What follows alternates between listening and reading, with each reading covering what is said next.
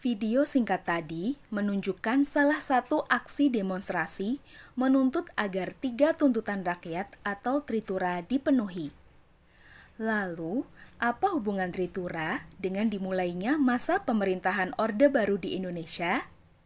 Dan bagaimana perkembangan bangsa Indonesia pada masa Orde Baru?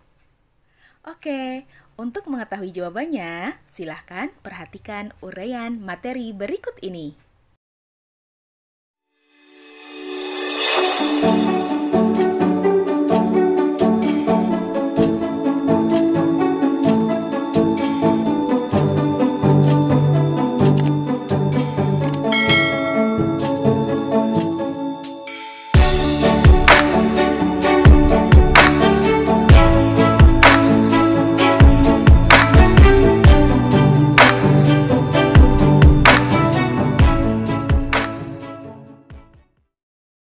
Masa Orde Baru adalah sebutan bagi masa pemerintahan Presiden Soeharto di Indonesia. Lahirnya Orde Baru diawali dengan dikeluarkannya Surat Perintah 11 Maret 1966.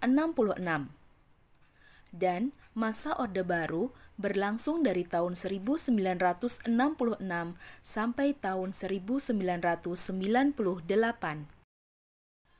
Dan dalam jangka waktu tersebut, pembangunan nasional berkembang pesat.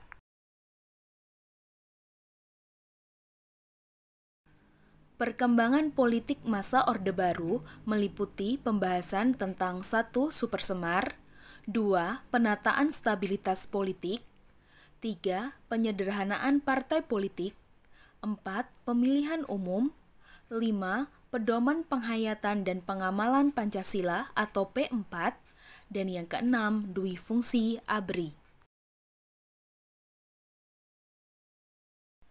Pasca penumpasan G30 SPKI, pemerintah ternyata belum sepenuhnya berhasil melakukan penyelesaian politik terhadap peristiwa tersebut.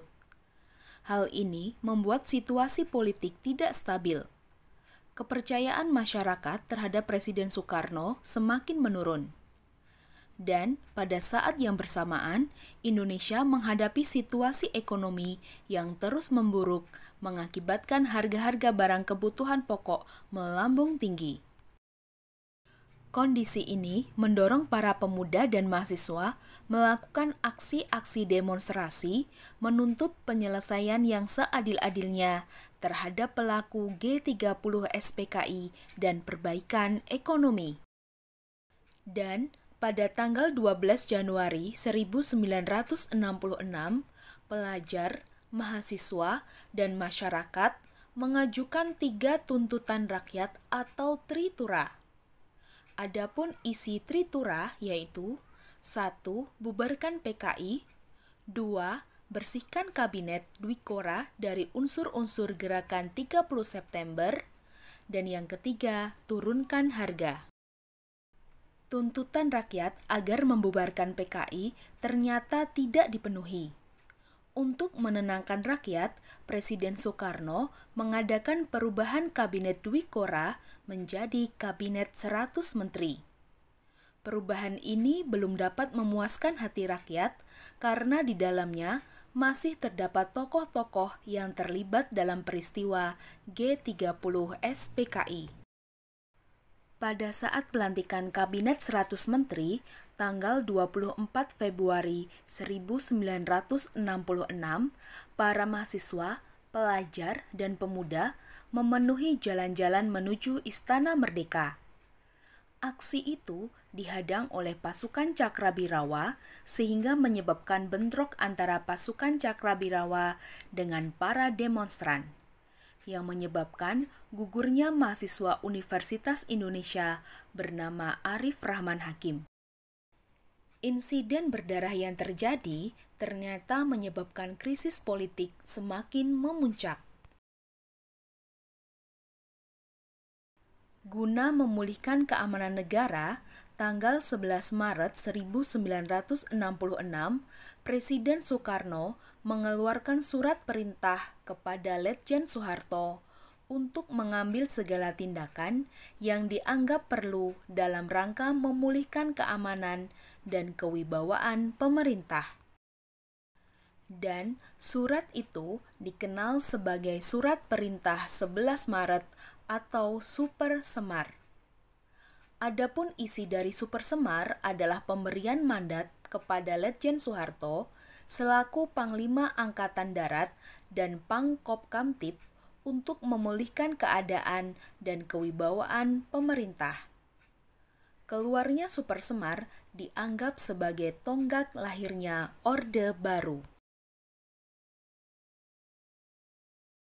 Dalam rangka memulihkan keamanan, ketenangan, dan stabilitas pemerintahan, keesokan harinya setelah menerima Super Semar, Letjen Soeharto membubarkan dan melarang PKI beserta ormas-ormas yang bernaung atau senada dengannya di seluruh Indonesia, terhitung sejak tanggal 12 Maret 1966. Letjen Soeharto juga menyerukan kepada pelajar dan mahasiswa untuk kembali ke sekolah.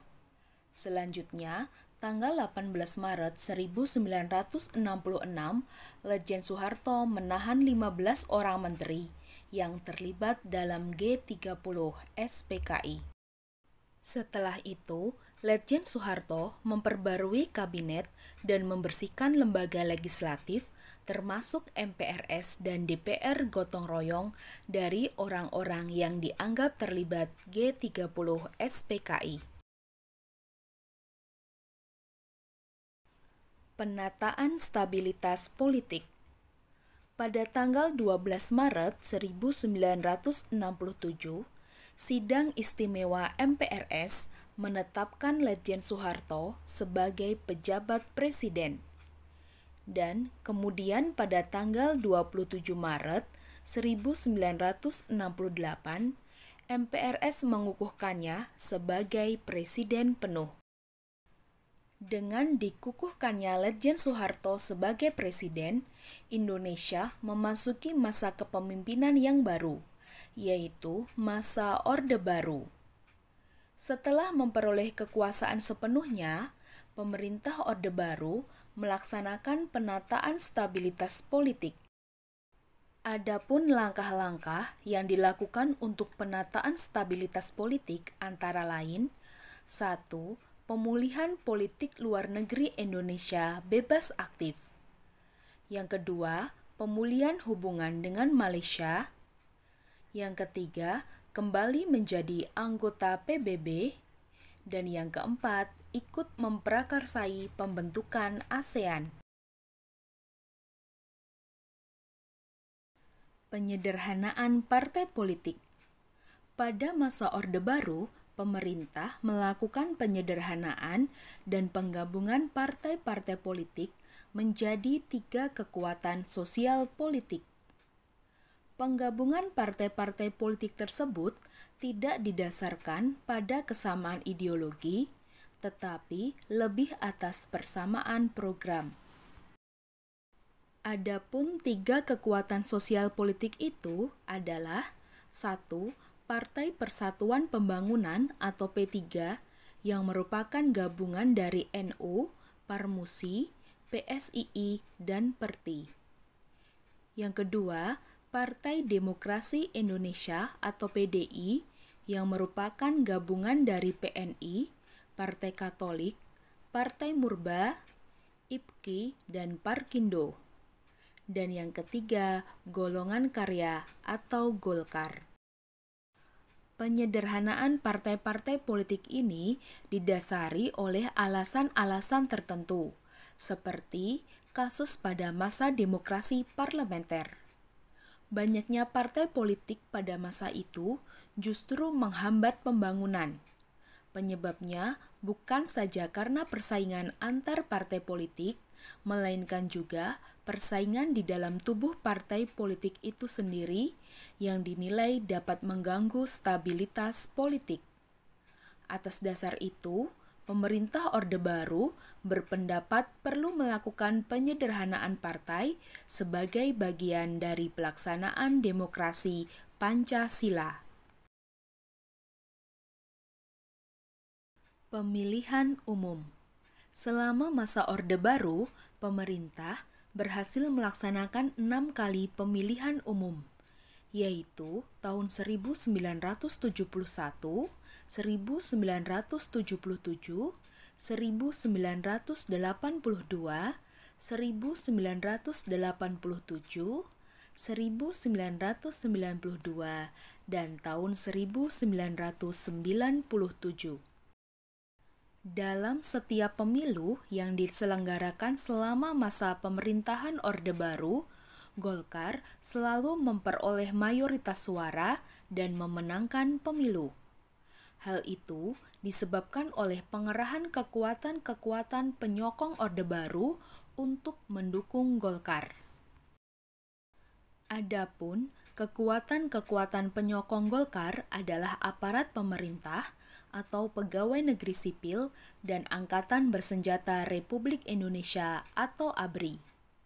Dengan dukungan pegawai negeri sipil dan ABRI, Golkar dengan leluasa menjangkau masyarakat luas di berbagai tempat dan tingkatan, dari tingkatan masyarakat atas sampai masyarakat bawah, dan dari kota sampai ke pelosok desa. Pedoman Penghayatan dan Pengamalan Pancasila atau P4. Pada tanggal 12 April 1976, Presiden Soeharto mengemukakan gagasan mengenai pedoman untuk menghayati dan mengamalkan Pancasila yang terkenal dengan nama Eka Prasetya Pancakarsa untuk mendukung pelaksanaan Pancasila dan UUD 1945 secara murni dan konsekuen. Oleh karena itu, sejak tahun 1978, pemerintah menyelenggarakan penataran P4 pada semua lapisan masyarakat. Penataran P4 ini bertujuan untuk pemahaman yang sama terhadap Pancasila dan UUD 1945. Dwi fungsi ABRI. Dwi fungsi ABRI maksudnya adalah bahwa ABRI memiliki dua fungsi, yaitu fungsi sebagai pusat kekuatan militer yang melindungi segenap bangsa Indonesia dan fungsi sebagai kekuatan sosial yang secara aktif melaksanakan kegiatan-kegiatan pembangunan nasional. Dengan peran ganda ini, ABRI diizinkan untuk memegang jabatan dalam pemerintahan, termasuk wali kota, pemerintah provinsi, duta besar, dan jabatan lainnya. Setelah berakhirnya masa kepemimpinan Orde Baru, dui fungsi ABRI mulai dihapuskan.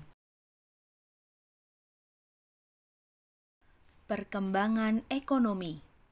Pada awal masa Orde Baru, program ekonomi pemerintah lebih banyak tertuju kepada upaya penyelamatan ekonomi nasional, terutama upaya mengatasi inflasi, penyelamatan keuangan negara, dan pengamanan kebutuhan pokok rakyat. Dalam melaksanakan program ekonomi, pemerintah menetapkan kebijakan ekonomi jangka panjang dan jangka pendek. Program tersebut dapat terlaksana dan berhasil menjadikan ekonomi Indonesia berkembang pesat. Program jangka pendek dalam rangka penyelamatan ekonomi nasional diwujudkan dengan stabilisasi dan rehabilitasi ekonomi. Pada awal tahun 1966, tingkat inflasi mencapai 650%. Maka, pemerintah tidak dapat melakukan pembangunan dengan segera, tetapi harus melakukan stabilisasi dan rehabilitasi ekonomi terlebih dahulu.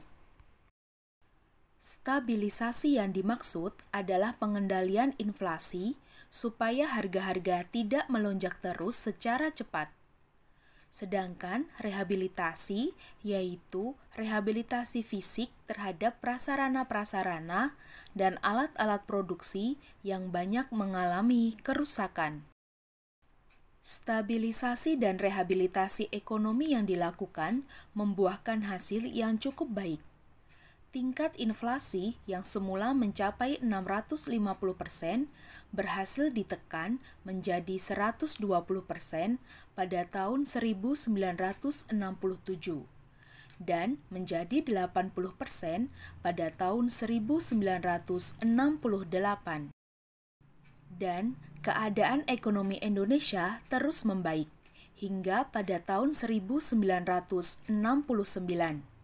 Pemerintah siap melaksanakan program jangka panjang.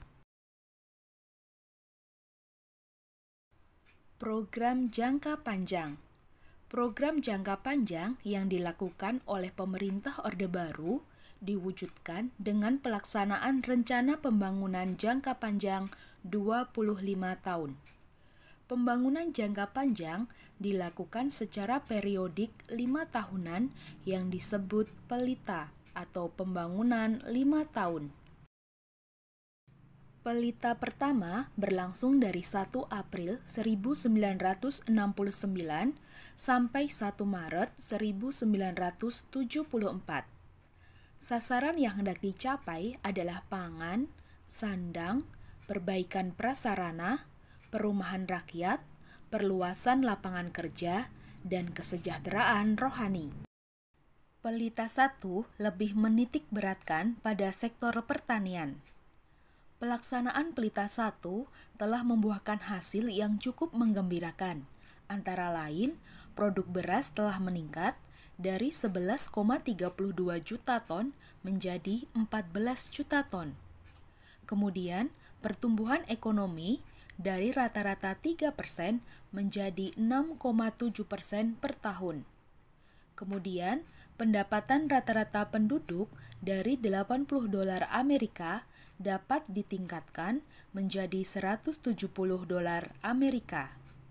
Kemudian, tingkat inflasi dapat ditekan menjadi 47,8% pada akhir pelita yang pertama. Pelita kedua berlangsung dari 1 April 1974 sampai 31 Maret 1979. Sasaran yang hendak dicapai pada masa ini adalah pangan, sandang, perumahan, sarana dan prasarana, menyejahterakan rakyat, dan memperluas lapangan kerja. Pelita yang kedua berhasil meningkatkan pertumbuhan ekonomi rata-rata penduduk 7% setahun. Dan tingkat inflasi berhasil ditekan hingga 9,5%.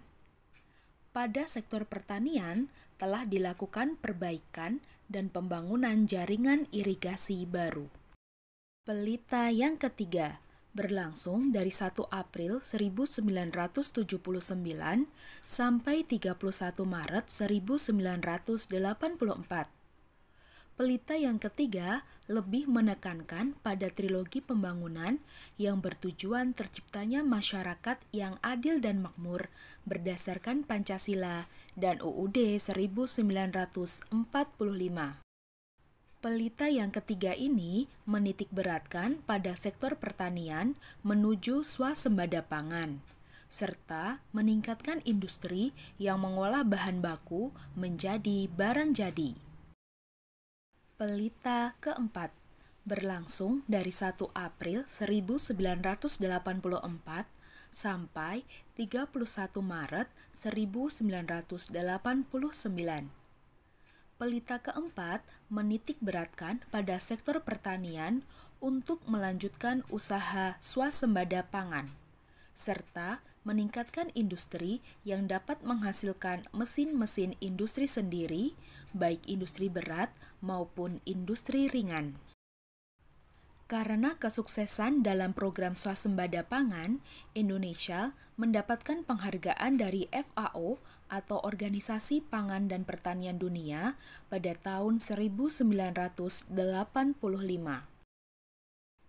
Pelita kelima berlangsung dari 1 April 1989 sampai 31 Maret 1994.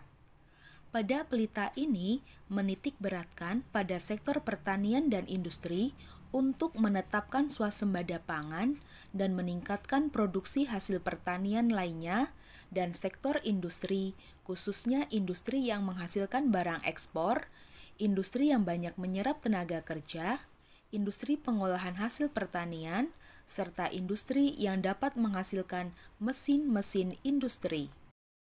Dan yang terakhir, pelita keenam. Pelita keenam merupakan awal pembangunan jangka panjang tahap kedua. Pelita keenam lebih menitikberatkan pada sektor ekonomi, industri, pertanian, serta pembangunan dan peningkatan kualitas sumber daya manusia sebagai pendukungnya. Pelita yang keenam direncanakan mulai tanggal 1 April 1994 dan berakhir pada tanggal 31 Maret 1999. Namun, pada tahun 1997,